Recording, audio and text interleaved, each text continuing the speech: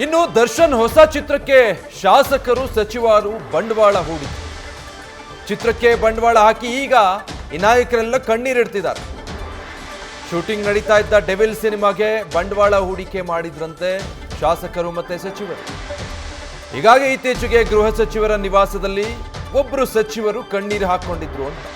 ಅದೇ ಸಚಿವರಿಂದಾನೇ ಈಗ ಚಿತ್ರಕ್ಕೆ ಬಂಡವಾಳ ಹೂಡಿಕೆಯಾಗಿದೆ ಅನ್ನೋ ಚರ್ಚೆ ನಡೀತಾ ಇದೆ. ಬೆಂಗಳೂರಿನ ಇನ್ನೊಬ್ಬ ಶಾಸಕರಿಂದನೂ ಕೂಡ ಬಂಡವಾಳ ಆಗಿದೆ ಈ ಸಿನಿಮಾಗೆ.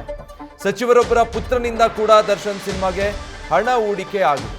ಎರಡು ಪ್ರಮುಖ ಪಕ್ಷಗಳ ನಾಯಕರಿಂದ ಹಣ ಹೂಡಿಕೆ ಆಗಿರೋದ್ರ ಬಗ್ಗೆ ಜೋರು ಚರ್ಚೆ ನಡೀತಾ ಇದೆ. ಈ ಹಿನ್ನೆಲೆ ದರ್ಶನ್ ಬಂಧನದ ಬೆನ್ನಲ್ಲೇ ಈ ನಾಯಕರು ಕಂಗಾಲಾಗಿದ್ದಾರೆ.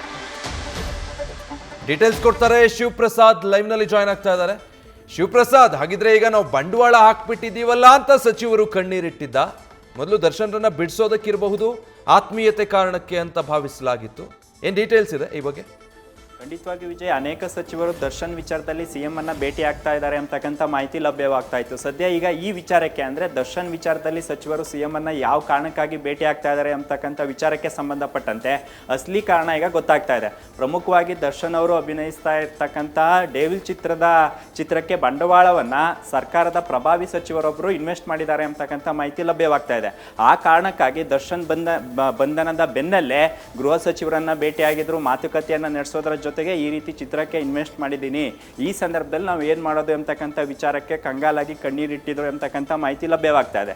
ಇನ್ನು ಸಚಿವರೊಬ್ಬರು, ಸಚಿವರ ಪುತ್ರ ಅವರು ಕೂಡ ಇನ್ವೆಸ್ಟ್ ಮಾಡಿದ್ದಾರೆ ಅಂತಕ್ಕಂಥ ಮಾಹಿತಿಯ ಜೊತೆಗೆ ಬೆಂಗಳೂರಿನ ಬಿಜೆಪಿಯ ಪ್ರಭಾವಿ ಹಿರಿಯ ಶಾಸಕರೊಬ್ಬರು ಕೂಡ ಡೆವಿಲ್ ಚಿತ್ರಕ್ಕೆ ಇನ್ವೆಸ್ಟ್ ಮಾಡಿದ್ದಾರೆ. ಆ ಕಾರಣಕ್ಕಾಗಿ ಈಗ ಬಿಜೆಪಿ ಮತ್ತು ಕಾಂಗ್ರೆಸ್ನ ನಾಯಕರುಗಳು ಅಂದರೆ ಚಿತ್ರಕ್ಕೆ ಬಂಡವಾಳವನ್ನು ಮಾಡಿದಂಥ ನಾಯಕರುಗಳು ಈಗ ಕಂಗಾಲಾಗಿದ್ದಾರೆ. ಸದ್ಯ ಈ ವಿಚಾರ ಕುರಿತಂತೆ ಸಿಎಂ ಮೇಲೆ ಸಾಕಷ್ಟು ಸಚಿವರು ಭೇಟಿಯಾಗಿ ದರ್ಶನ್ ವಿಚಾರವನ್ನು ಚರ್ಚೆ ಮಾಡ್ತಾ ಇದ್ರು ಸಹಿತವಾಗಿ ಸಿಎಂ ಖಂಡಿತವಾಗಿ ಹೇಳಿದ್ದಾರೆ, ಈ ವಿಚಾರದಲ್ಲಿ ಯಾವುದೇ ಪ್ರಭಾವಗಳಿಗೆ ಒತ್ತಡಕ್ಕೆ ಮುಣಿಯೋದಿಲ್ಲ ಅಂತಕ್ಕಂಥ ವಿಚಾರಕ್ಕೆ ಸಂಬಂಧಪಟ್ಟಂತೆ.